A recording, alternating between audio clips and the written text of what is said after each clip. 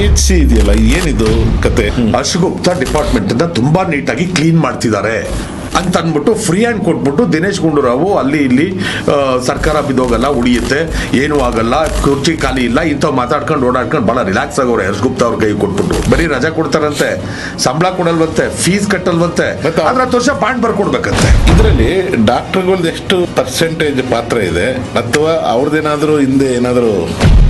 ಯಥಾ ರಾಜ ತಥಾ ಪ್ರಜಾ ಅನ್ನಂಗೆ ಈಗ ಯಥಾ ಪ್ರಜಾ ತಥಾ ರಾಜ. ಈ ಜನವೂ ಹಂಗೆ ಅವ್ರೆ, ಅವ್ರಿಗೆ ತಕ್ಕಂತೆ MLA-ಗಳು ಮಾಡ್ಕೊಂಡವ್ರೆ. ಕೊಡೋದು 500 ರೂಪಾಯಿ 1000 ರೂಪಾಯಿ ಎಂಜಿಲ ಕಾಸಿಗೆ ಬಿದ್ದು ಸಾಯ್ತಾರಲ್ಲ ಇವ್ರುಗಳು. ಈ ತರ MLA-ಗಳು ಏನಕ್ಕೆ ಬೇಕು? ಮಹಾನ್ ಅತ್ಯಂತ ಪ್ರಾಮಾಣಿಕ ಮತ್ತು ಜನಪರ ಕಾಳಜಿ ಇರುವಂತಹ ಶ್ರೀ ರಮೇಶ್ ಕುಮಾರ್ ಇದ್ರಲ್ಲ, ಈ ಕೌನ್ಸಿಲಿಂಗ್ ಆಕ್ಟ್ ಅನ್ನೇ ಪಕ್ಕಕ್ಕೆ ಇಟ್ಬಿಟ್ಟು 6 ಟ್ರಾನ್ಸ್ಫರ್ ಮಾಡಕ್ ಶುರು ಮಾಡಿದ್ರು. ಅವಾಗ ಲಂಚ ರುಜುವತ್ತು ವಿಪರೀತ ಜಾಸ್ತಿ ಆಗ್ಬಿಡ್ತು. ನಿಮ್ಮ ಪ್ರಕಾರ ಈ ಹೆಲ್ತ್ ಮಿನಿಸ್ಟರ್ ಬೇರೆಯವ್ರಿಗಿಂತ ಬೆಟರ್? ಈ ಬೈಂದೂರವರು, ಕಾರ್ಕಳದವರು ಇವರೆಲ್ಲ ಕೇಳಬೇಕು. They are failed in that. Harsha Gupta ಇದಾರಲ್ಲ, PWD ಡಿಪಾರ್ಟ್ಮೆಂಟ್ ಬೇಕು. ಲಂಚ್ ಕೋರ್ರು ತುಂಬಿ ತುಳುಕ್ತಾವ್ರೆ ಇಂಜಿನಿಯರ್ಗಳು. ಇವತ್ತು ಹಾಕಿದ ರಸ್ತೆ ಇನ್ನೊಂದು ವಾರಕ್ಕೆ ಕಿತ್ತೋಯ್ತವೆ. ಆಗ್ಲಿ ಯಾರು ಮುಖ್ಯಮಂತ್ರಿ ಆಗ್ಲಿ ಉಪಮುಖ್ಯಮಂತ್ರಿಗಳಾಗ್ಲಿ ಈ ವಿಚಾರದಲ್ಲಿ ಇನ್ವಾಲ್ವ್ ಆಗುವಷ್ಟು ಟೈಮ್ ಇಲ್ಲ ಅವ್ರಿಗೆ. ಜನ ಹೆಂಗೆ ಅವ್ವ ಅಕ್ಕ ಅಪ್ಪನ್ನೆಲ್ಲ ಕರೀತಾರೆ ಅಂತ ಕೇಳಿಸ್ಕೊಬಿಟ್ರೆ ಇವ್ರತ 5,000 ಕೋಟಿ ಇರೋದು ಒಂದೇ, ಅಪ್ಪ ನಮ್ದು ಒಂದು 5 ಲಕ್ಷ ಇರೋದು ಒಂದೇ.